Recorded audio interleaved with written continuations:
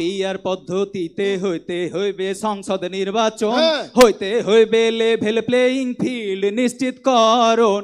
না না হে আবার কি হলো? ফের উল্টা পাল্টা কথা কহছিস তুই।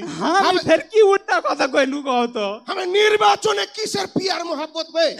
থামো থামো থামো, তুই পিয়ার কহলি কেন বে? আমি পিয়ার মোহাব্বতে পিয়ার কহিনি, কহলি? এটা হলো পিআর মানে প্রপোর্শনেট রিপ্রেজেন্টেশন।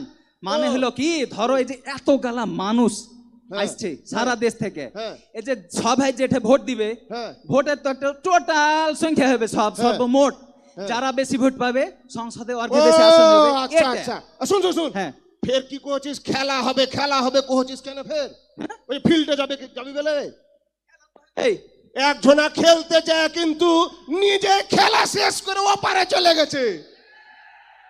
খেলারি করে যদি কেউ খেলতে চাহে, মুসলমান বাঁশের লাঠি তৈরি করো।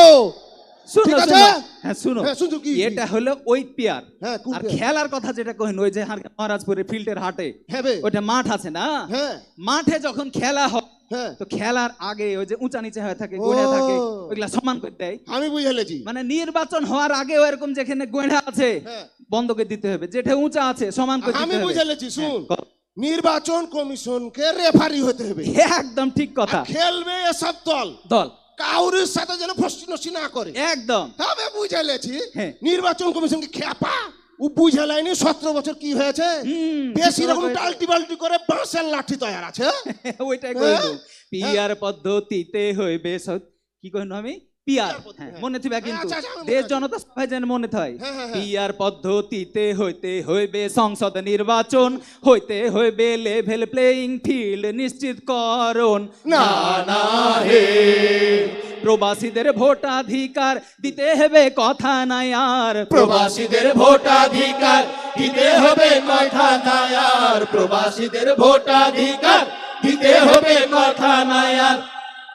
কুদা এটা ভালো কথা মনে করেছিস। আবার কি হবে?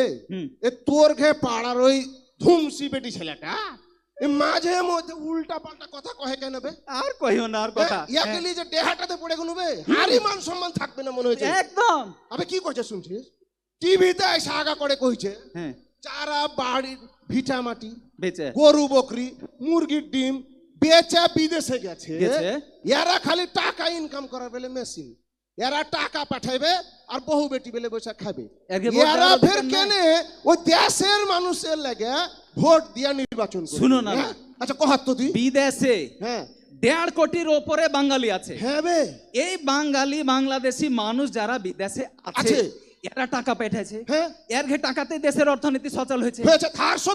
কতগুলা ঋণ ছিল দেশে, ঋণ গালা শোধ হয়েছে, আর ওরা কেবলে ভোট দিতে দিবে না। এটা কথা হলো এরকম কেন করছে রাজি? এরকম করা যাবে না। প্রবাসীর ঘে ভোটের অধিকার দিতে হবে, ঠিক আছে? প্রবাসীদের ভোটাধিকার দিতে হবে কথা নাই আর, প্রবাসীদের ভোটাধিকার দিতে হবে কথা নাই আর, প্রবাসীদের ভোটাধিকার দিতে হবে কথা নাই আর। দেশ ও জাতির কল্যাণে এক হওয়ার সময় এসেছে, দেশ ও জাতির কল্যাণে এক হওয়ার সময় এসেছে, দেশ ও জাতির কল্যাণে এক হওয়ার সময় এসেছে। হে নানা সোহরাওয়ার্দী উদ্যানে জামাতের জাতীয় সমাবেশ হয়েছে। না তাইলে এতক্ষণ হারা যে কথা গেলা কইনু, তার মানে কোনো বৈষম্য থাকা যাবে না।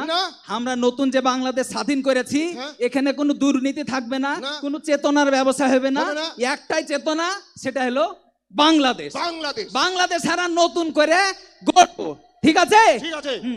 নতুন স্বাধীন বাংলাদেশে বৈষম্যের নাই কোনো ঠাই, সব ধরনের দুর্নীতির কবর হইবে বাংলায়।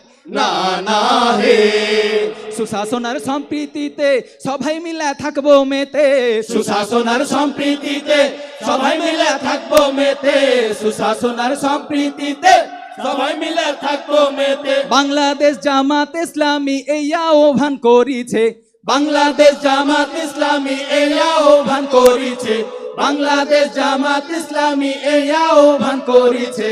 হে নানা সোহরাওয়ার্দী উদ্যানে জামাতের জাতীয় সমাবেশ হয়েছে, নানা সোহরাওয়ার্দী উদ্যানে জামাতের আজ জাতীয় সমাবেশ হচ্ছে। আবে কোথা হ্যাঁ কি সুন্দর হারকে ডাক্তার শফিকুর রহমান ডাইকেছে হারকে নানা। আর দেখ সব কিছু ত্যাগ করে দেশের বিভিন্ন প্রান্ত থেকে মানুষ যে ছুটে এসছে, একদম একটা হয়েছে, একটা হয়ে গেছে, একটাই স্বপ্ন। এখানে যে আহ্বান দেয়া হবে, এই আহ্বান, এই নির্দেশনা বুকের মধ্যে নিয়ে যে বাংলাদেশের আনাচে কানাচে ছড়িয়ে দিয়ে নতুন করে একটা বাংলাদেশ গড়ব। ঠিক না? ঠিক আছে। এখানকার সব ঘোষণা, সব কথা বাংলাদেশের সব আনাচে কানাচে হারা ছড়িয়ে দিব। ঠিক আছে তো? সবাই ভালো থাকেন, সুস্থ থাকেন, হারকে লাগা দোয়া করেন। আসসালামু আলাইকুম।